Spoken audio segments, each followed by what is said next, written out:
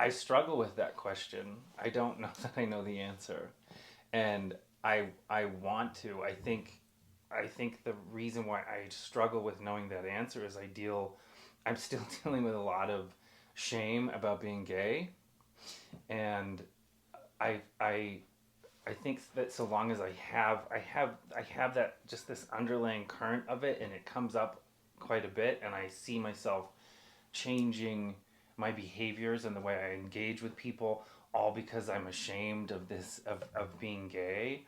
And I think maybe that's the thing that's preventing me from understanding what queer spirit is.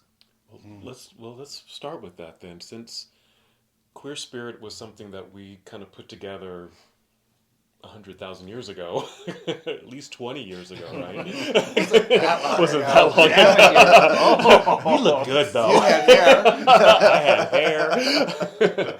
Right. So talking about queer spirit, because 20 years ago that sounded like, yeah, that's it. That's what we should call this group. That we're going to do these retreats. We're going to get together, and we just kind of rolled with it. Yeah. But maybe the question is, you know, if queer spirit worked then, as far as a name and a label or whatever, is it still relevant now? So maybe we should just maybe talk about maybe where queer spirit came from. Yeah. I'm not even sure how to answer the question about where it came from, other than getting into that big conversation about how other cultures and societal groups looked at traditionally the role of queer folks, and queer meaning non-heteronormative, Okay. how they existed in their communities and societies. And at the core of those philosophies was the idea that gay, lesbian, bisexual, transgender people played valuable roles. They were key players in their community. So Melodoma Semei, who is from Burkina Faso and from the Dagra people, in his society, those folks were the gatekeepers to the wisdom and the traditions of the spiritual technology of the community. And Melodoma would go as far as to say, our society could not exist without the value that these people brought to society, brought to our community. Harry Hayes in the 70s, who was one of the founders of the radical fairy movements, made an observation that how us as gay people show up in a variety of ways, but consistently in the same places of serving people and creating beauty, and right, we show up as the artists, the hairdressers, right, the decorators, and he said once, I'm just kind of paraphrasing, is any immigrant society that came to this country brought with it their artisanship and their craftsmanship and their value, Right. and established a place for themselves within society. And his argument was that queer folk needed to come to the place to understand and to embrace the value that they brought to society. That there was something unique and particular about our existence, which sounds very congruent to what I've learned through these indigenous cultures. And so for me, queer spirit was about, let's sit in community and dialogue and explore the unique gifts that we bring to society. Right.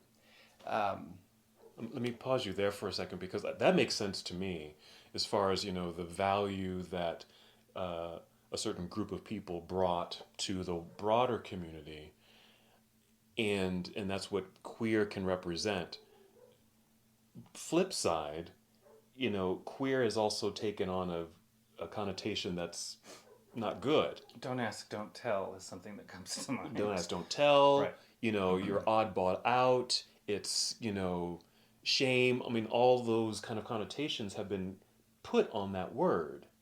So how do we justify using queer to celebrate the contribution of a certain people in these various cultures.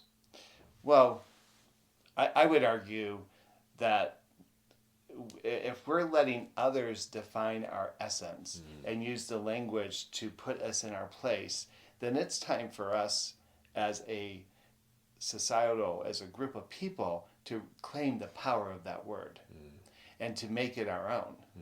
And queer is not the only word that has ever been used in derogatory ways, Right. in which communities embrace that language Exactly. and they own it and they create an identity for themselves around it. Mm-hmm.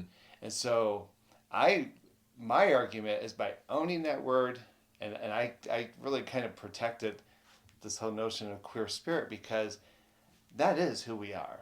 We are queer in the domesticated normative way that we've defined it existence.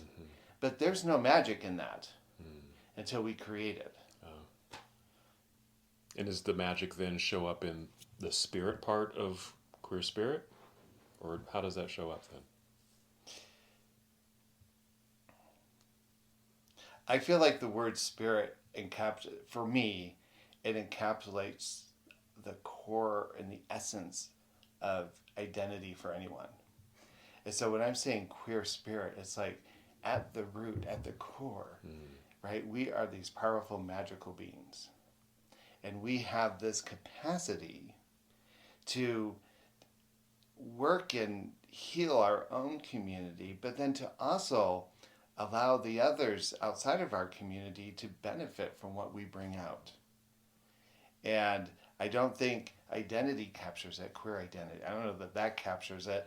I can't think of any other word that's spirit that just says it's at the foundation and core of who we are. Right.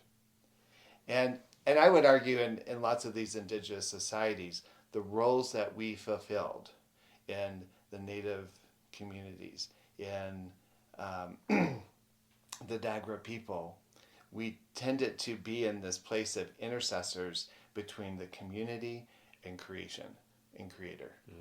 And so in many ways it took on a shamanic spiritual connotation. And so I think that's the other piece of it too, is for me, queer spirit was a term. First of all, it sounded good.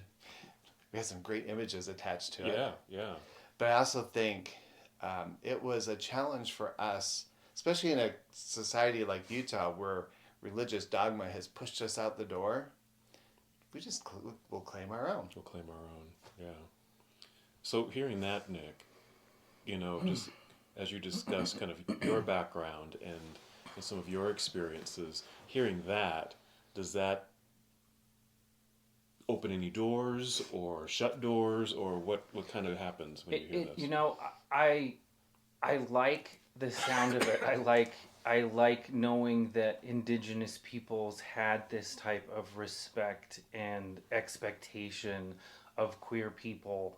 As you were saying, Jerry, is kind of a conduit between the super spiritual space and the people, and I like those ideas, but I still absolutely, given the world that I'm living in, given the place, the physical world I'm living in now, just claim it. You say we just need to claim it for ourselves. I've been struggling to just be okay with myself and the things that I like and I want to do,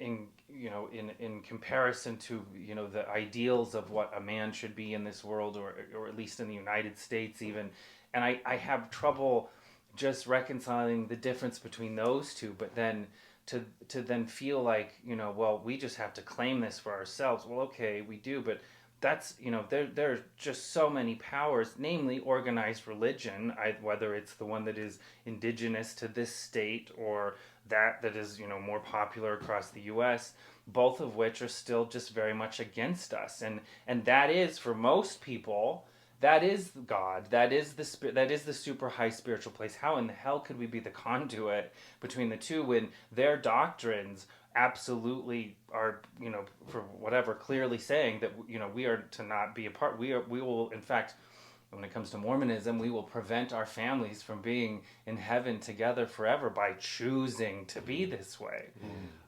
So I guess it's what I struggle with so much, is that I can't get rid of just what I see around me and what I grew up with, and the way that going to seminary for 4 years in high school, what it made me feel like. And I just never got a sense of what you're explaining, and maybe how those indigenous peoples looked at queer people in a in a much more respectful, if not super powerful way even. And that's just not where I'm at. And so it's again, I try to present as a straight man. I guess it's still what I've always just been.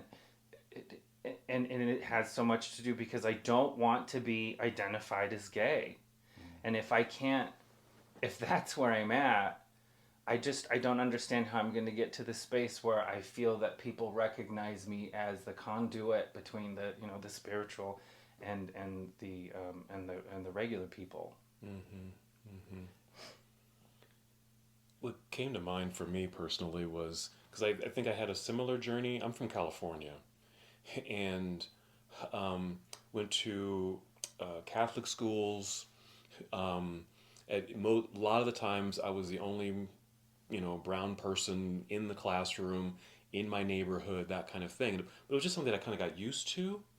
But because that was just my surroundings, that was my upbringing.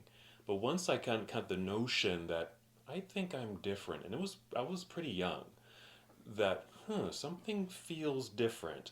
I certainly couldn't identify what that was or put a word to it or a name to it. I just knew I was different, right? But as I got older and the vocabulary was starting to establish, and the images that I saw out there as far as what gay looked like and what gay was supposed to be, or at least how modern culture portrayed homosexuality, and I watched a lot of TV, so I saw a lot of these gay, flamboyant, feminine-looking people on television, and I would look at that, and in my body and brain, I was like, "Oh no, Yeah. I am not that," or "I can't be seen as that." One, because I was fearful that I was going to be ostracized, just as, well, you can't be that, growing up Catholic, okay? You can't be that, that's wrong, that's a sin. And two, just because of my African American background, kind of a double, ostracized experience. Like, you are you are you are no longer a part of, you're not even black. Yeah. If Right, you're right. that, because there's so much negativity around gay people, homosexuals, if you were black. So it was like, oh no, I couldn't be that. And so, in a similar vein, had to really kind of dial it back, dial it down, do that down low kind of thing, and try to portray myself as straight as possible, for many years. And so I think if I, as a young person at that time, if I heard queer, I would shudder, because I had a certain visual of what that was. It was what I saw on TV, and I didn't want to be that. I am not that. So I didn't have images of what you're just talking about, which I now understand. But back then, I didn't have that understanding at all. And so it really wasn't until much later in my development and evolution and becoming an adult and all of that that was eventually introduced to me, and a lot of it by you, really, and in the work that you do, and starting to, I guess, see, like because you were asking, how do I just claim that? I don't think I just claimed it. It was something that was like this path opened up, and it was just this long path toward it, really. That it wasn't something I could just say, oh, well, that's me, claim it, grab it. It was something I had to gravitate towards. It was always there, but something I had to walk toward until it finally fit. It was like, oh, I can see it clearly. Like, oh yeah, that is me, and I do have something to offer. I am a queer spirit, and can claim that. But it's not something that just comes automatically. And exactly. I think you're absolutely right, because there's another part. I'm speaking right now from this place of growing up in rural Utah, and I sometimes feel, because we're here now, I still, when I'm in this state, it brings me back to that place a lot. And you're absolutely right. You have to see a path.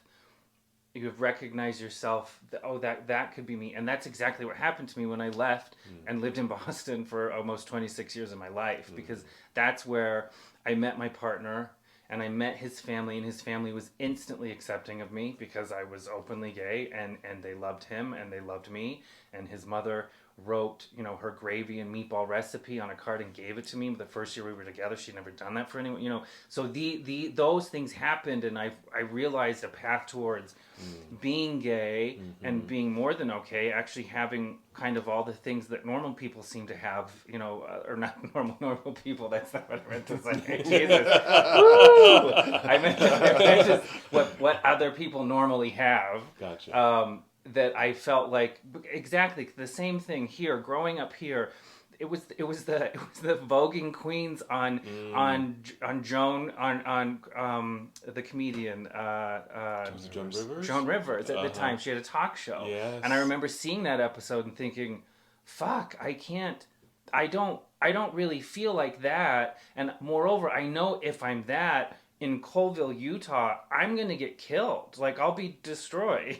And so I knew that I could never be that. I knew exactly. I knew something was different from a very young age. I knew that I just knew that I wasn't like everyone else. But in that struggle to try to find it, with examples that were just dismal. Greg Houganis, I remember that whole thing, Wow. the way people talked about it. Wow. And there were just a number of things along the way that just kept saying, I can't be that. I'm not going to survive if I'm that. And then to go from leaving and going to school and just being openly gay my entire life out there, and participating in pride parades and AIDS Action Committee, and doing and getting, and trying and building community and having family that's accepting. It did change a lot for me. I guess it does come back to me a lot here when I'm here. It's still, I struggle with it more here than I did out there. But I think, when we were talking about this queer spirit idea, right? It's not like it's the ideal, right? Like there's the goal. Can we get to that place where we can step into and honor our identities? And what happens is both of you are kind of talking about the process of homophobia and racism and whatever isms are intersecting with all of that. We end up, like, our human development is somewhat stymied because we're developing in silence. Right? If I'm and not only that, if I may, in conflict also. Always you're developing with this conflict of, I know what I'm supposed to be, but I know what I am. I know that I'm told that I can't be that. And it's, I'm sorry to interrupt that. But what happens is the narratives that we start to create for ourselves, then we start looking at, well, where do I see myself in TV? Where do I see myself in history?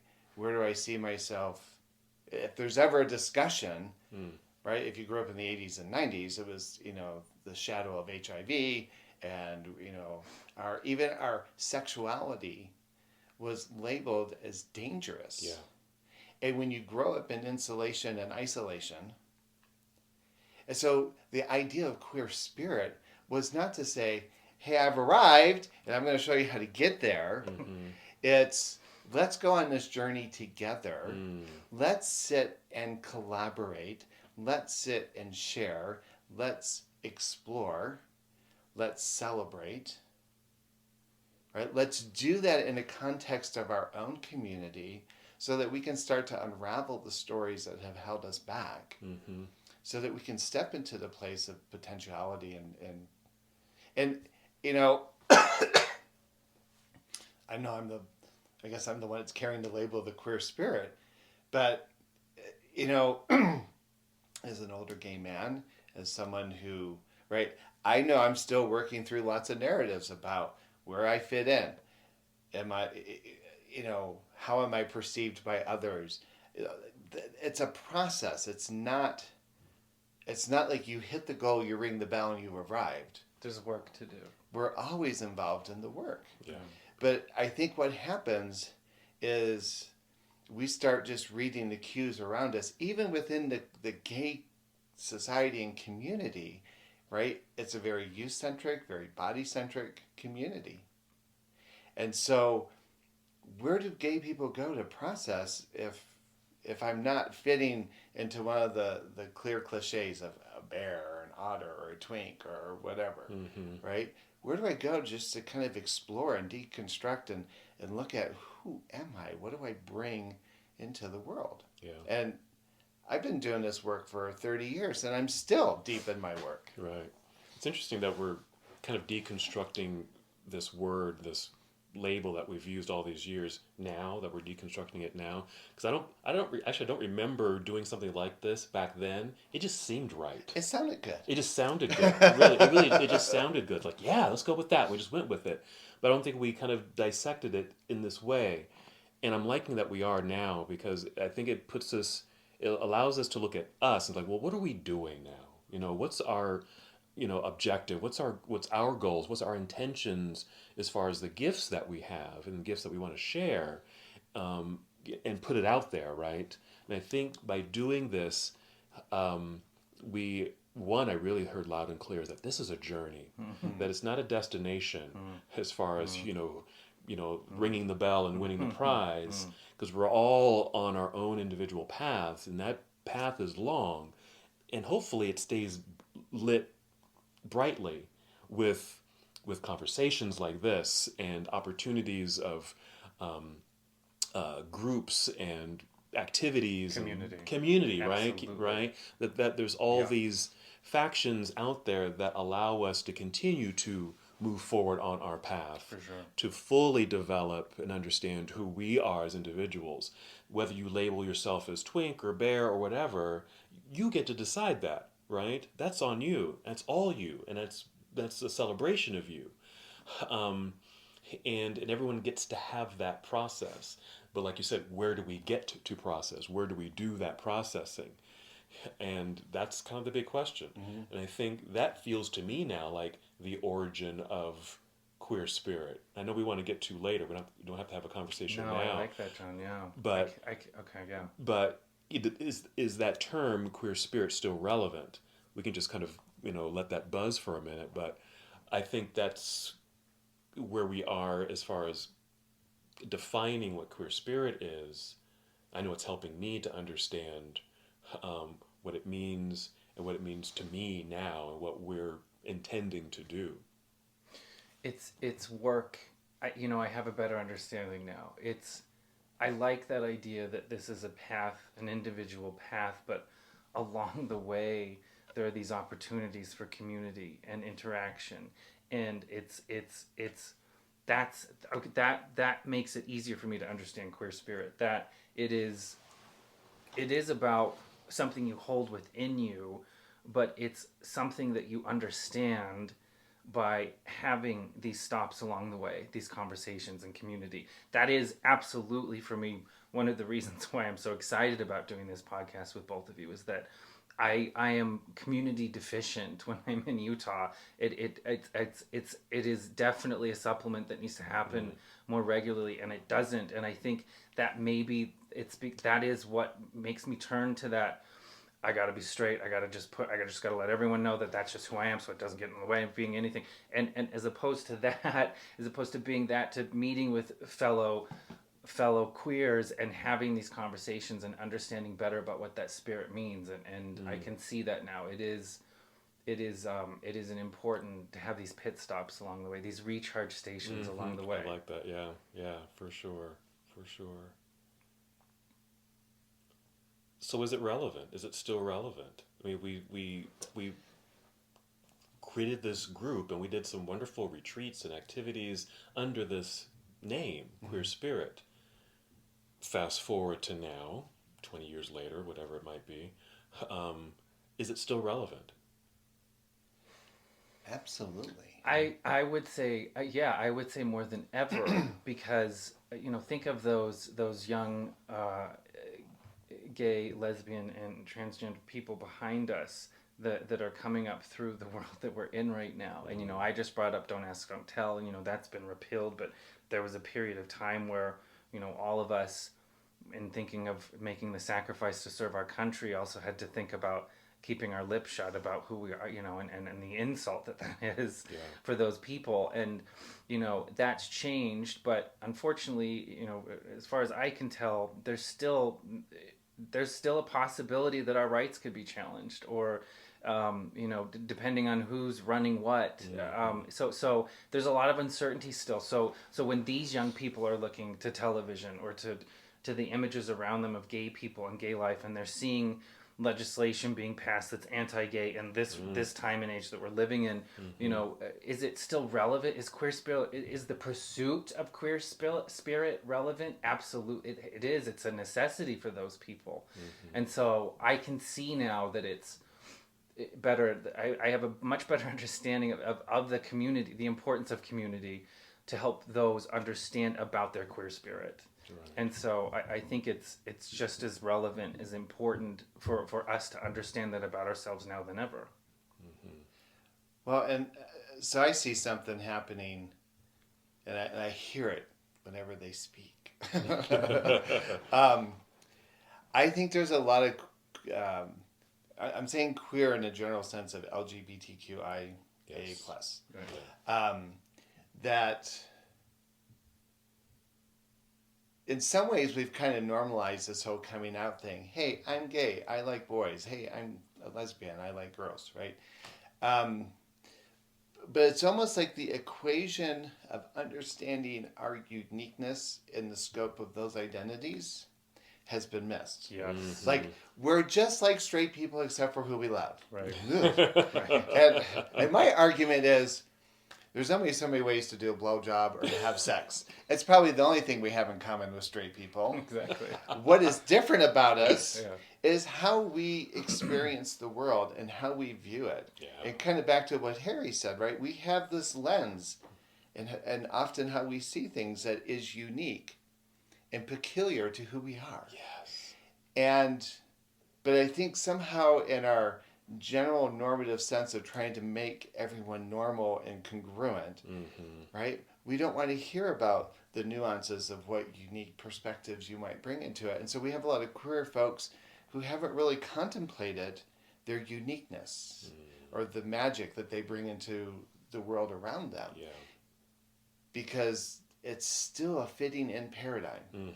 And I hear it often in the voice of our young activists who are just wanting rights, but they're not really explaining to people why it's relevant. And I'm not even sure that they've gotten into their own deeper processes around who they are.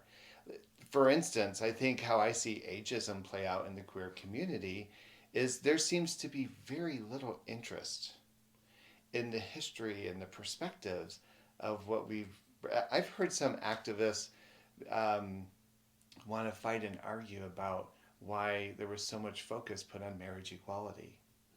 And some young activists are even trying to get rid of the terms gay and lesbian. Right? That, we've... To homogenize us? Yes. Yes.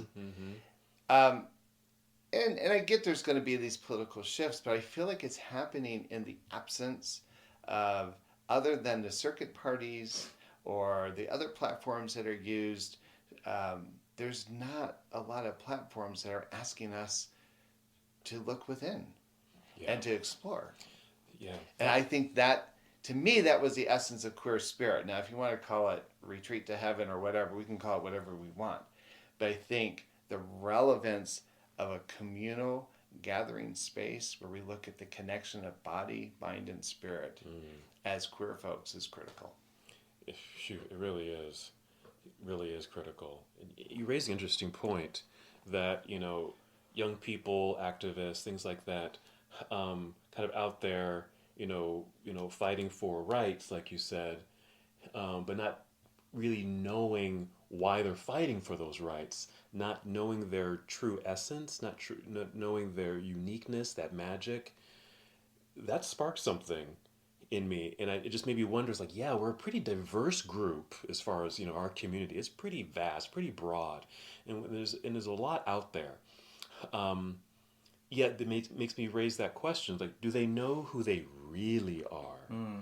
Do they know the Well, essence? who are they trying to please? I Yeah. think that's the bigger question. And I wonder if a lot of, I'm not saying it can be confined to this, but I would think a lot of it has to do with their parents. And, the challenge of coming out, even though it is, you're right, it's a drive-through. I mean, it's a very ubiquitous thing now coming out. It's like, oh, no big, okay, you're gay, all right, great. But and maybe these people, these young people, these activists that are fighting for, kind of blindly fighting for these rights, are doing it to put on a show, maybe for those loved ones around them, because they're still dealing with some doubt about how they appear in this world. And so it's a chance for them to to stab their flag in it, to stake their claim. Yeah. But I agree, it even today, those young people that are coming out oftentimes are not encouraged to look within, to understand their unique gifts. Not at all. And I don't want this conversation to sound like we're trying to quench their claim. No, not at all. As No, much as, right. Look, there's a source of fuel you haven't tapped into yet. That's it. Yeah, exactly. We don't want to negate in all of what they're doing, because No, it's important. certainly not. It's certainly important Of course. for the generations that are going to come back after them, Of course, right? of course. And because it certainly has led the way for us, our heritage, etc. But yeah, it's that magic, that's that fire, really, that's giving them that kick to really do this. It's the why, Well, and I'm thinking every time I start to wonder, is Queer Spirit got a future? I think, we had our little tiny retreat. And we had an individual who was terrified in showing up. And, he can walk and engage in gay circles, but it was the idea of opening up a space of vulnerability. Yeah. But, yeah. I've touched base with this person, a month after the retreat, and they're still in this deeply powerful place of having revealed things about themselves and about how they experienced that whole process and the trajectory of where it's taking them. And I think, okay, well, I guess Queer Spirit was relevant for him. For sure. Right. Looking inward, that reflection that did that for him. Yeah, of course. Yeah. And when we talk about reflection, it's interesting. I'm a mental health therapist. It's really alarming to me that even in our profession, right, we've become so template driven in our formulas of how to help people that we, I think, become pretty dismissive of giving people just space in a container to explore. And so I think it's really clear that what we do in Queer Spirit, in my mind, it has therapeutic benefit, but it's not therapy.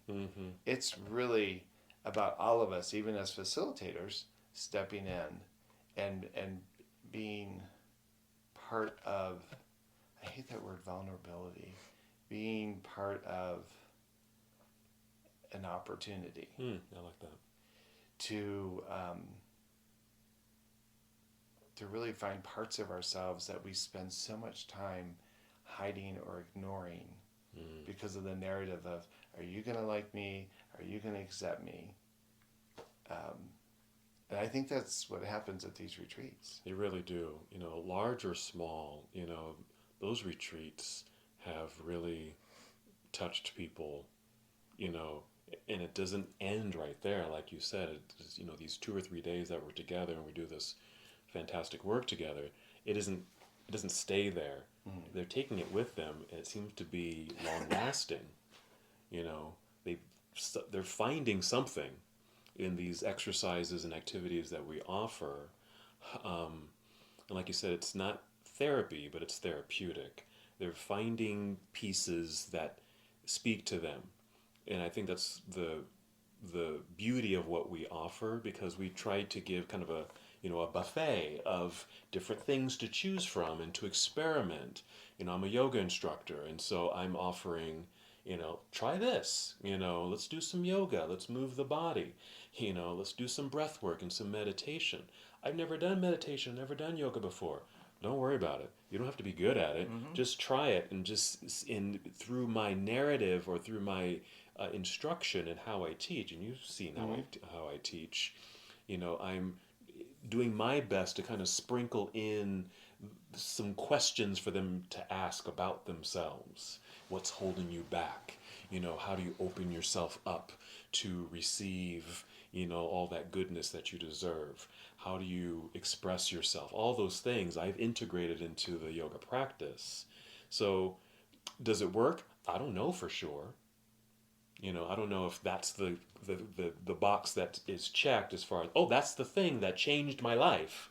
I don't know, but hopefully it's adding to the opportunity. You're giving permission. You're giving people permission to do this type of work, to look inward, to ask themselves what's holding you back from getting into that posture. What's the I can see that it's a, we brought this up earlier, but it's an individual path, but it's a charging station along the way.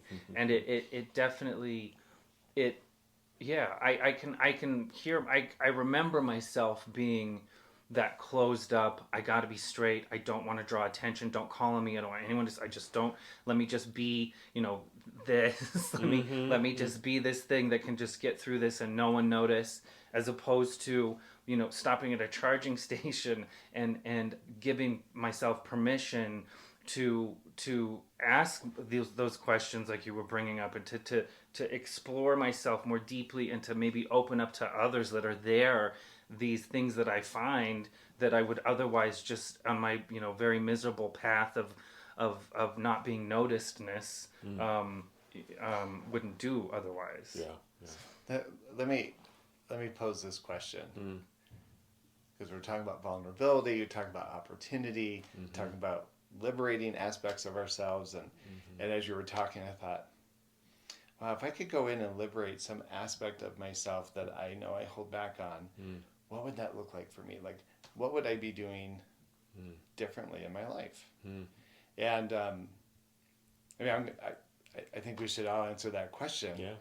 But like this morning, I was thinking, Nick and I have been working on a lot of getting in shape and stronger and what have you. And I was on the treadmill today and feeling pretty good about I thought, if I let go of my story, by next year this time, how far is 5K?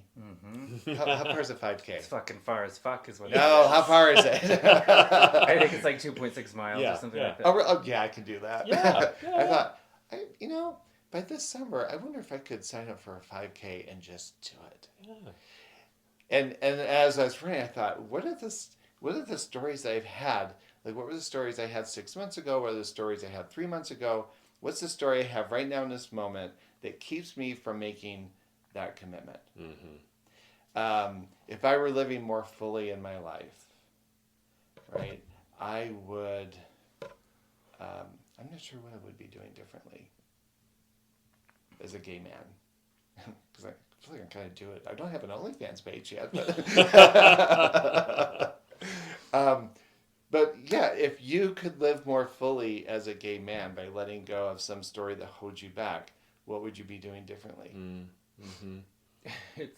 It's making me cry because I'm not answering that question right now. It's that what I get to do, the way in which I get to help people through nutrition and through fitness, and it's I've been working in this space for like 5 years now, and I only take on a few clients because I genuinely enjoy thinking about them and trying to create the right program for them to do exactly what you're describing right now. That's to open them up and to help change them and to have the power and the permission to question the things that have been holding you back for so long, and to even fantasize about what things might be like if those things weren't there anymore. And it just it brings me so much joy. I'm sorry, this is gonna look pretty, but it just brings me so much joy to do that. And it that assures me, because I have this imposter syndrome that I think all of us have growing up gay. It's this, it's, I regret I didn't do every sport. I could have played everyone and done it well, and I didn't. And having this reaction, feeling this way about what you're explaining, it helps me to understand that I'm not the imposter that I think I am, and that I do have value in helping others. And so, to I guess to now answer the question you're posing about if you could let go, if you could pause the story, the narrative that you're playing in your mind all the time to the point that it's exhausting sometimes, if you could pause that and contemplate other things, yeah, I would take advantage of opportunity. When you mentioned the doctor at the VA and just having a sit down and at least to talk with that person, I didn't. I didn't. I let that go, and I've had. I think that if I could get to that place where I could pause that narrative and I could do some what ifs in a happier place, it would be that I would help more people. That I would just have the confidence to jump in and to help other people, because it is something that just truly fulfills me. And I think, I would do things like, I don't know, Jerry, I have an Instagram and I follow a lot of influencers, and I'm an evidence-based practitioner, and I really enjoy curating a channel of those people that are evidence-based, that are not, selling some bullshit. And I am one of those people, and I know that I need to put myself out there, and I need to establish my brand of that. But it's still that don't see me, don't look at. I don't want judgment. I just want, I don't. It's still that Utah part of me is still part of my narrative, and I just need more charging stations in life, I think, to an opportunity, because I've never had even this opportunity to have conversations like this, and it's it's very powerful. It is powerful, and I resonate with that too. Just for, I don't know, for forever, it seems like I've had that imposter syndrome. I feel like I'm just walking through life and just kind of making things up. And I don't know if this is really me, but this is what I'm putting out there. And, hopefully people will get it, or I don't know, or it just feels like it felt false for a long time. But what helps me see my truth in what I'm doing, I've been teaching yoga for over 20 years. My training in education is in psychology. I certainly have blended the two. And even with all of that, I still feel like the imposter. I still feel like I'm not the authority in what I do. How can I not? And let me pause. I'm so sorry to interrupt, but that also helps to kind of illustrate, I guess, for me, the challenge of the queer, of embracing and understanding queer spirit. Because when we're here, especially, and I know who you are, and I know what you've done, and I know the people you have helped, and you still are conflicted with imposter. And so, I get exactly what you just said, just going by in life, just making some shit up, and some people are believing me. Holy shit, like, wow. And it's not, it's how, it's such a, with that imposter shit, that voice. And I told you the other day, the way I yell at it. I mean, it's great talking about. No. I'm gonna say so crazy, but I do. I yell. I tell it to get the fuck out. I say, "What the fuck are you doing? You don't belong here." I try to really get angry and aggressive at getting it out, but it is. It's a bitch. And even someone that's had, John, I know that you're an extremely mindful and practitioner, and you help a lot of people, and you would think that would be enough to help quell it, but it's still there sometimes. It's there sometimes, and I appreciate that. Thank you. But what helps me to get out of that mode, one, I have to talk to myself too. I have to yell at it or give it a name and almost extract it from myself to What? That's not your truth. I know how to do that. I've developed a way to do that. Not everyone knows how to even do something like that, to kind of talk to yourself or talk to that voice or whatever it is to help extract it. And that's when I only have me to rely on. But I feel more energized and more inspired and more motivated, and more of that. It seems like the clouds really are lifted when I get to talk about it like this. Yeah. When I'm in circle with people Yeah. who get it or are willing to listen, that's that liberation. That's what I feel like is opening up inside of me, and the stories get quelled, and then I can pursue, and I do pursue, that to-do list, those things. I want to do this. I want to try this. I want to do that. But when things start to close in, I find myself not doing or trying those things. Yeah. Until I do the work, or the play, or the magic that I need to do in order to clear the path so I can move forward. Well, look at what's happening just between the three of us. This is not scripted. We just said, let's pick this topic and talk about it. And look at the layers that have kind of revealed themselves in, 30 minutes? And so imagine if we had a room of 8 to 10 guys. Yeah. And then Nick, I'm going to say something to you, but I think it's interesting that the way we try to confront the disagreeable dialogue in our head is with anger. Yeah. Mm-hmm. Yeah. Get the fuck out. Yeah. Or what are you doing there? And just an experience that I had when I read the book The Four Agreements by Miguel Ruiz. He does this whole kind of opening platform around domestication.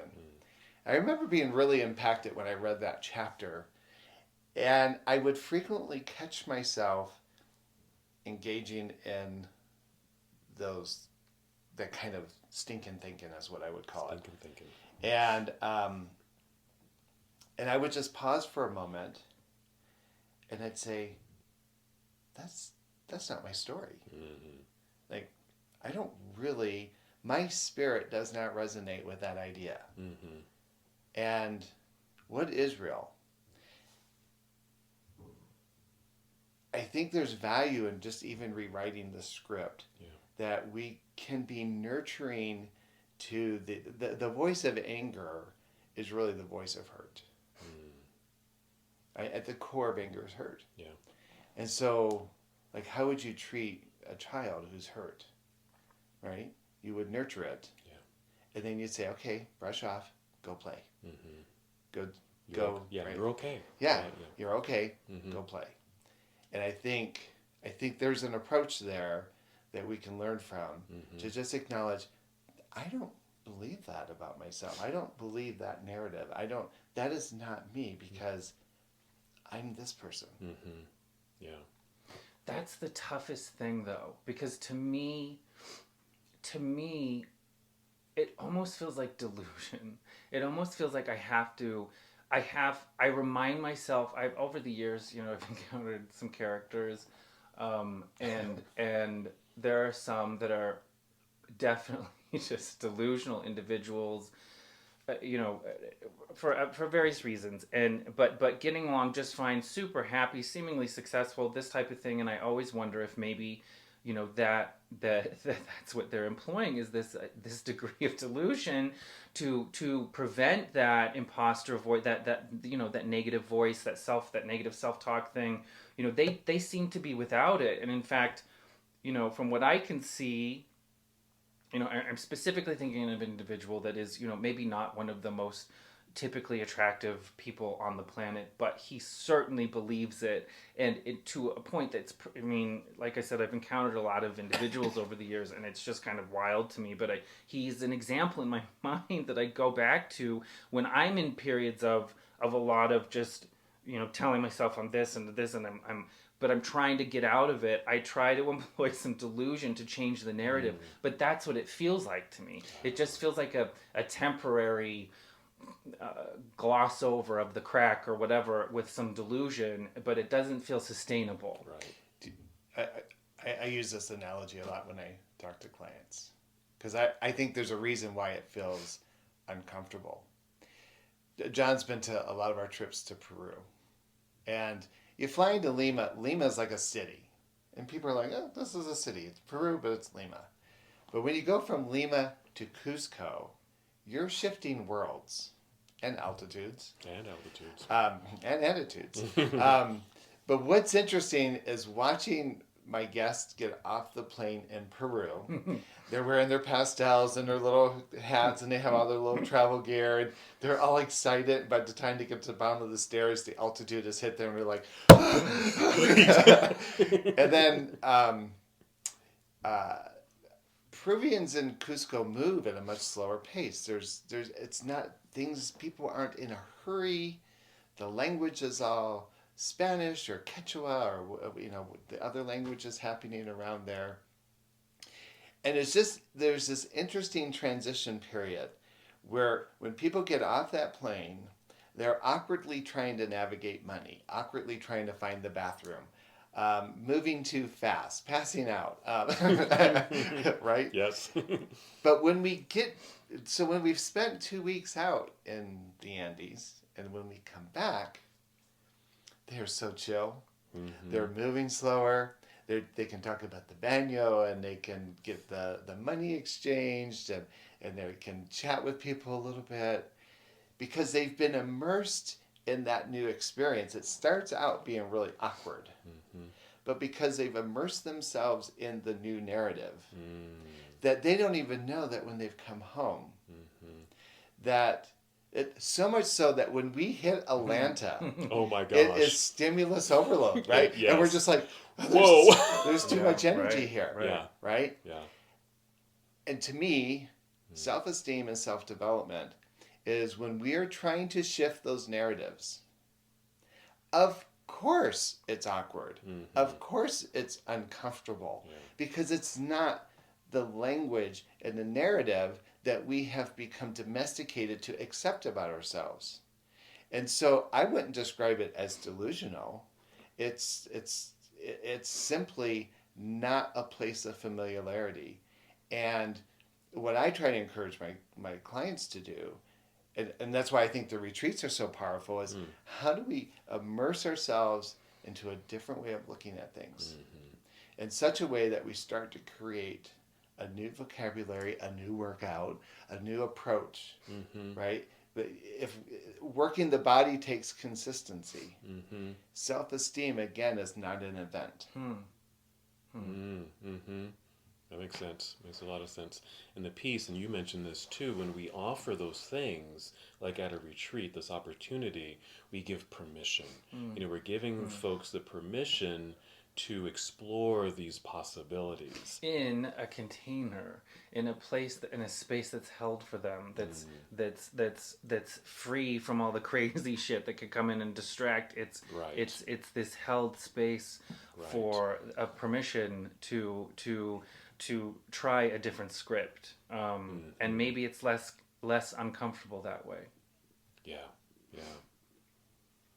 So that kind of brings us back to queer spirit. Yeah. Let's just cancel it. Yeah. Do we cancel? Queer spirit cancel or proceed? Well, I would say we started this conversation and I didn't really have an understanding of what it was. And I think that I certainly, what it means to me now is an opportunity with my brothers and sisters to explore growth, to explore, ways that I can start to appreciate myself more for the amazing being that I am, as opposed to the negative and the imposter and the don't look at me, I just want to hide and be a straight person bullshit. Maybe that is my now newer understanding of queer spirit. So I want to leave it to our listeners really now. We've had this conversation about queer spirit, how we kind of thought of this term and label for us many years ago, and is it still relevant now? And I think we've kind of come to a place where it feels relevant, probably even more relevant now. But giving it back to our listeners, what do you think? I mean, is queer spirit just that term? Is it relevant? Does it suit you? Does it fit you? Are there other words or other phrases of creating a community that allows, like you said, this safe space for opportunity, for permission to try on different coats, try on different hats, to try on new stories about yourself, to emerge as your authentic self? Are there other words for that? So we'd love to hear from you. Just leave comments in the comment section. Send us an email. We'll certainly put out our email address so you can contact us. Because we'd love to hear from you. We want to continue this conversation. We'll be talking about this and other things. I think we've got a variety of topics that we want to talk about that are relevant to us personally, I think, but also to the broader community. Thank you for joining us on today's episode of Mindfully Gay. We hope our stories and reflections have resonated with you, inspiring you to embrace your journey with courage and authenticity. Remember, it's about taking those risks, stepping out of the comfort zone, and discovering the beauty of who you truly are. Your journey is unique and valuable, and it's okay to navigate it at your own pace. In our conversations today, we've shared pieces of our souls, and we invite you to continue this exploration in your own life. Celebrate your victories, learn from your challenges, and always move forward with love and self-acceptance. If you've enjoyed our conversation today, don't forget to subscribe to Mindfully Gay for more episodes. Share this podcast with friends and loved ones, and join us in spreading a message of courage, love, and authenticity. And we'd love to hear from you. Reach out to us on our social media platforms with your thoughts, stories, or just a simple hello. Your voice is a vital part of this community. Until next time, keep living mindfully and authentically. Embrace who you are, love freely, and remember, you are not alone on this journey. This is Nick Walton, John Cottrell, and Jerry Buie. signing off. Stay tuned, stay you, and And stay mindfully gay.